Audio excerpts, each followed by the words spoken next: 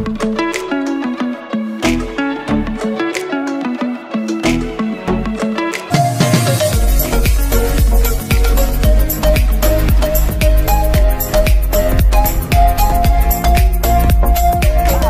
buhay Pilipinas! Magandang buhay mga ka-okay! Welcome back sa aking channel, Coach Manny po.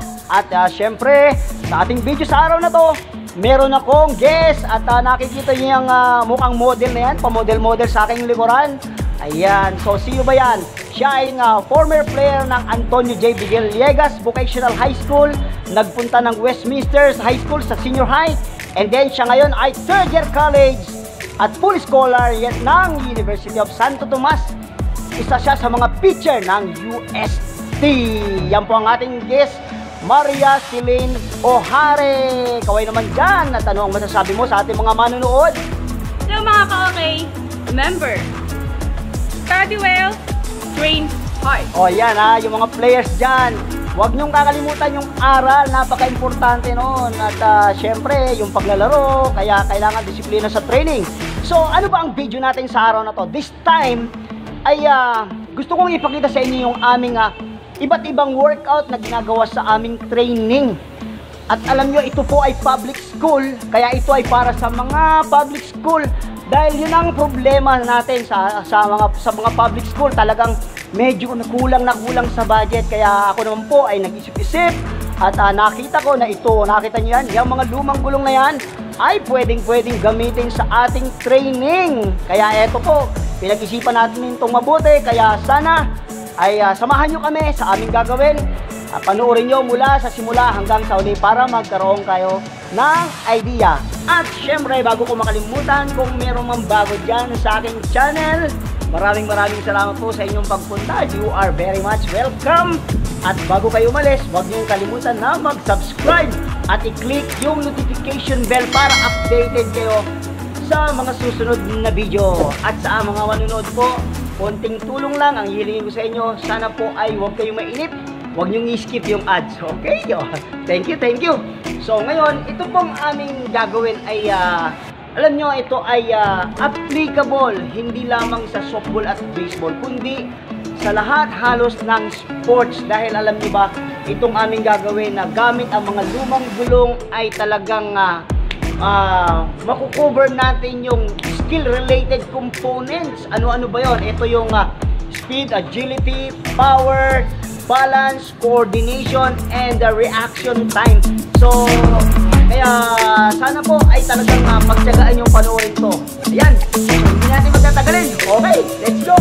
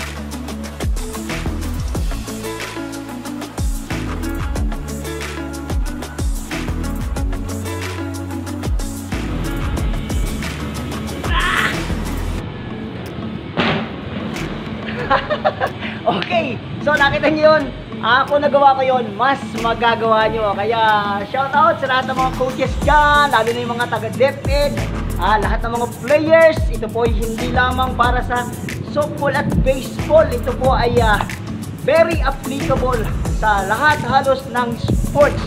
Dahil kagaya na sinabi ko, ito po ay mako-cover yung skills related components. Ano yun? Inuulit ko, speed, agility, power, balance, coordination, and reaction time. So, ngayon pong pandemic, na hindi tayo masyadong makapag-field, makalabas, makapag-training. Ayun, mag-focus tayo sa mga kailangan natin at yung mga components na yun, skills-related components. At alam nyo, ito po, napakalaking tulong talaga nito. Very cheap, mga lumang gulong lang. At pero ito po yung effective dahil ito po yung ginagawa namin.